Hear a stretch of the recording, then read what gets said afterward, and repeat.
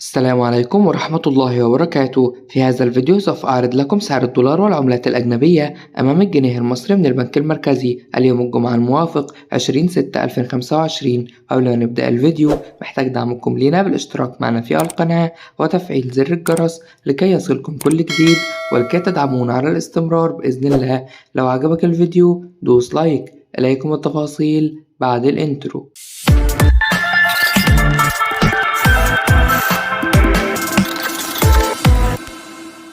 سجلها الريال السعودي شراء 13 جنيه و48 قرش وبيع 13 جنيه و52 قرش. سجلها الريال القطري شراء 13 جنيه و86 قرش وبيع 13 جنيه و93 قرش. سجلها الدرهم الإماراتي شراء 13 جنيه و78 قرش وبيع 13 جنيه و82 قرش. سجلها الدينار الأردني شراء 71 جنيه و26 قرش وبيع 71 جنيه و66 قرش. سجلها الدينار الكويتي شراء 165 جنيه و10 قروش وبيع 165 جنيه و64 قرش. سجلها اليورو شراء 58 جنيه و4 قروش وبيع 58 جنيه و20 قرش. سجلها الجنيه الاسترليني شراء 67 جنيه و84 قرش وبيع 68 جنيه و7 قروش. سجلها الدولار شراء 50 جنيه و60 قرش وبيع 50 جنيه و73 قرش. في نهاية الفيديو لا تنسونا بالاشتراك معنا في القناة وتفعيل زر الجرس.